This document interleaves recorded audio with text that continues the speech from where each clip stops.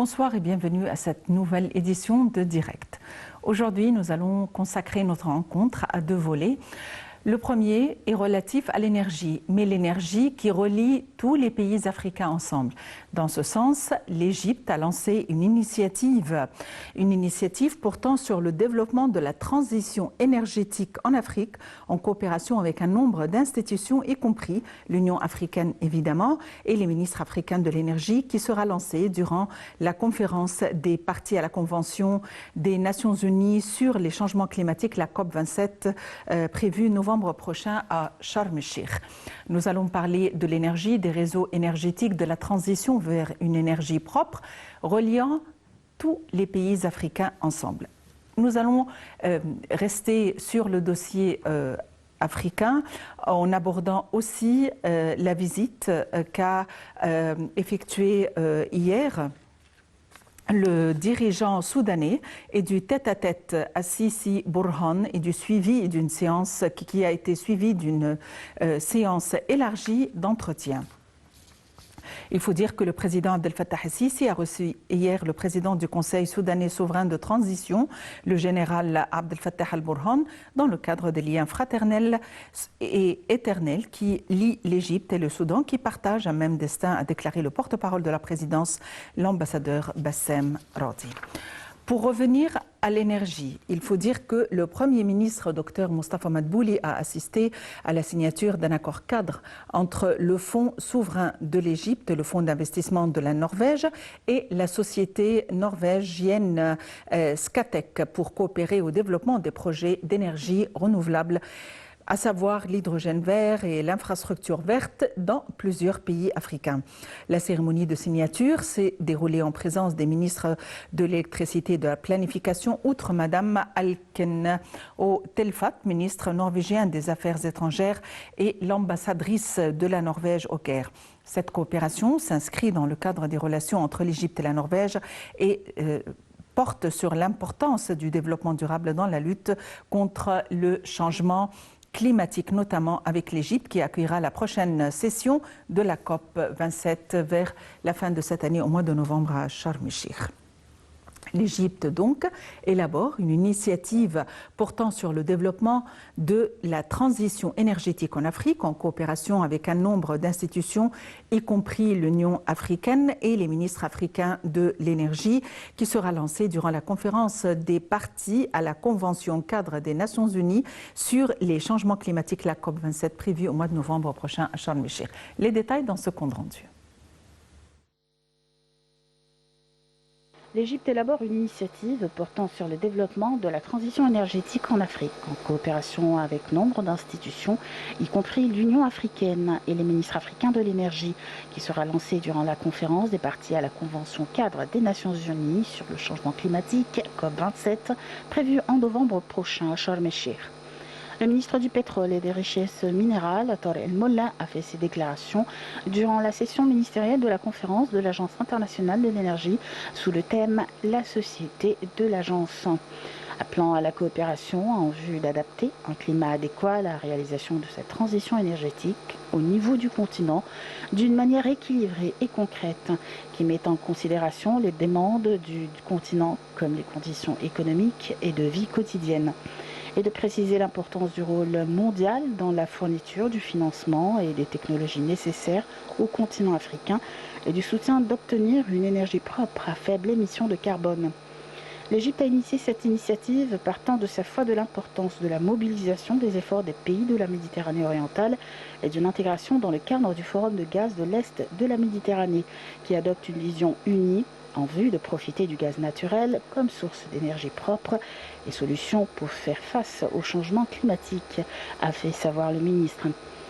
Dans ce contexte, le ministre a aspiré à voir le forum coopérer avec l'AIE pour apporter le soutien technique à l'initiative égyptienne au nom du continent africain et contribuer à renforcer ses conclusions et recommandations durant la prochaine COP27.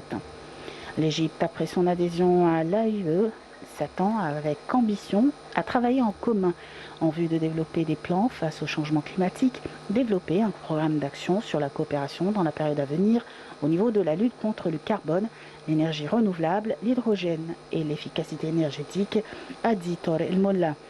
et d'ajouter que la prochaine COP27 en Égypte aura un impact considérable pour parvenir à des solutions, élaborer une feuille de route et offrir la technologie et le financement nécessaires à une transition énergétique équilibrée pour l'Afrique comme pour le monde entier.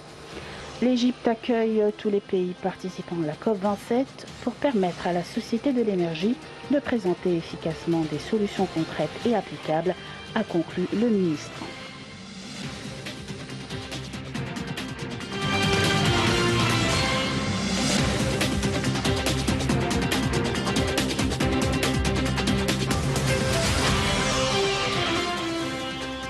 Et pour nous donner plus d'éclaircissements, nous avons le plaisir d'avoir en ligne Dr Amr Mohsen, qui est expert en énergie et un expert de l'environnement. Dr Amr Mohsen, bonsoir et bienvenue avec nous.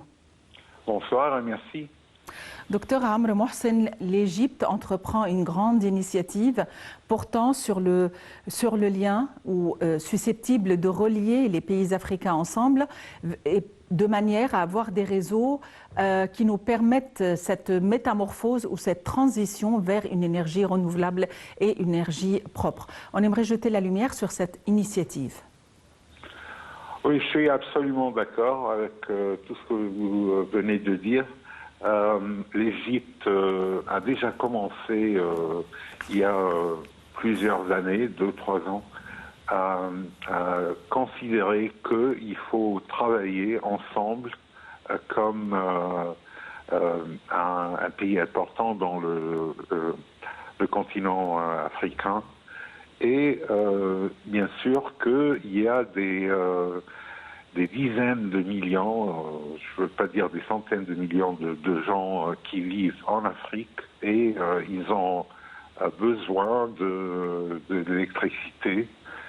Et pour cela, on a commencé à travailler sur notre réseau et on a commencé à faire des connexions avec des pays voisins, comme l'Arabie Saoudite par exemple. On a déjà depuis quelques décennies des connexions de réseau avec la Libye et avec la Jordanie et avec le Soudan. On a commencé maintenant à être connecté au Soudan. Donc, comme vous venez de le dire, l'Égypte arrange le COP 27, mois de novembre, mais aussi on travaille très sérieusement sur plusieurs aspects. L'aspect de travailler sur les réseaux, mais aussi l'aspect de la fabrication locale. Parce que l'Afrique, le continent africain, il a vraiment beaucoup de ressources et d'énergie renouvelables et propres. C'est-à-dire des ressources éoliennes, des ressources solaires, et il y a un grand potentiel que l'Égypte va aider beaucoup de pays africains pour qu'ils commencent à produire, à générer leur propre électricité et à satisfaire la demande de leur population. Oui, docteur Amr Mohsen, il faut pas mal de préparatifs et d'infrastructures. À votre avis, est-ce que ce projet grandiose ou cette grande initiative a suffisamment d'infrastructures de manière à ce qu'elle soit mise en place à temps? Oui, vous savez, pour vraiment établir une infrastructure qui est essentielle, comme vous venez de le dire, il faut aussi du financement. Et heureusement, il y a des ressources de financement qui ont été coordonnées entre l'Égypte et l'Union européenne pour avoir les moyens de commencer à faire une industrialisation, c'est-à-dire une fabrication locale, par exemple des turbines éoliennes. Parce que je peux vous citer un exemple, l'Éthiopie, par exemple, possède des ressources éoliennes énormes. Et le potentiel de générer de l'électricité à partir des ressources éoliennes en Éthiopie sont équivalents à plusieurs fois tous ceux que l'Éthiopie pourrait générer à partir de l'énergie hydraulique, c'est-à-dire comme le barrage qu'ils sont en train de fabriquer là. Alors, une fois que l'Égypte commence vraiment à bénéficier du financement de l'Union européenne qui est vraiment dédié à ce que l'Égypte commence à développer les ressources dans les pays africains et aider les pays africains à avoir une demande une offre d'électricité propre générée qui va satisfaire la demande des populations africaines.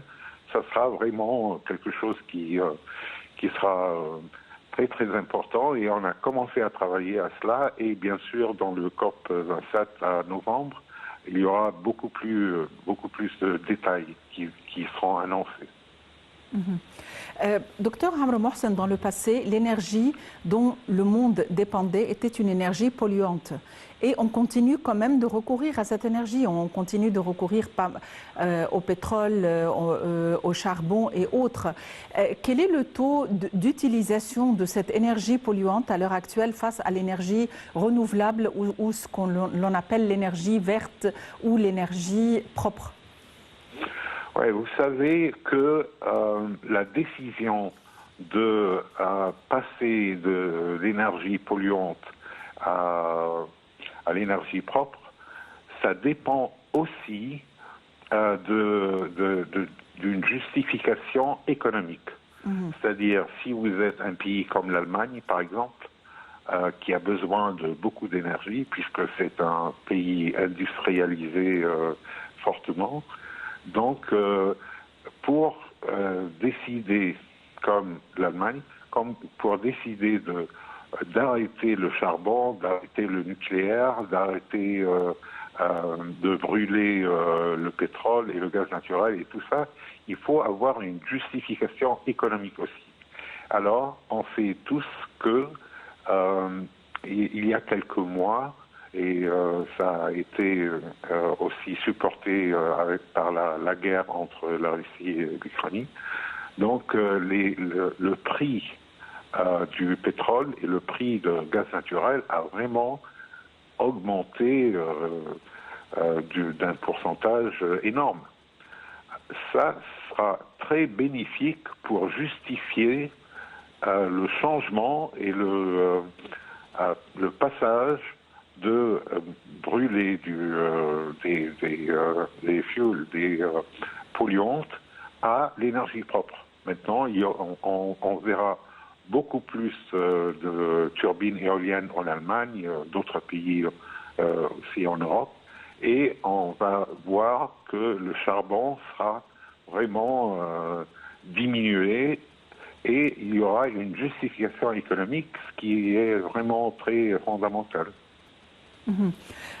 On parle aussi d'hydrogène vert et c'est le projet qui est discuté avec l'entreprise de la Norvège et le gouvernement norvégien. On parle d'hydrogène vert et d'infrastructure verte. Qu'est-ce qu'on entend par infrastructure verte? D'accord. L'hydrogène vert vraiment a commencé à être mis en place et être considéré beaucoup plus sérieusement qu'avant parce qu'il y a eu un avancement technologique. Parce que vous savez que pour générer de l'hydrogène, la technologie la plus facile et la plus directe, c'est l'électrolyse. C'est-à-dire vous avez de l'eau qui est formée d'hydrogène et d'oxygène et vous électrolysez ça et vous séparez l'hydrogène de l'oxygène et comme ça vous générez de l'hydrogène qui est un fuel très très important parce que il est facile à transporter. C'est-à-dire vous avez un tube entre deux pays et vous pouvez pomper cet hydrogène d'un pays à un autre. Et maintenant, avec la technologie qui a avancé,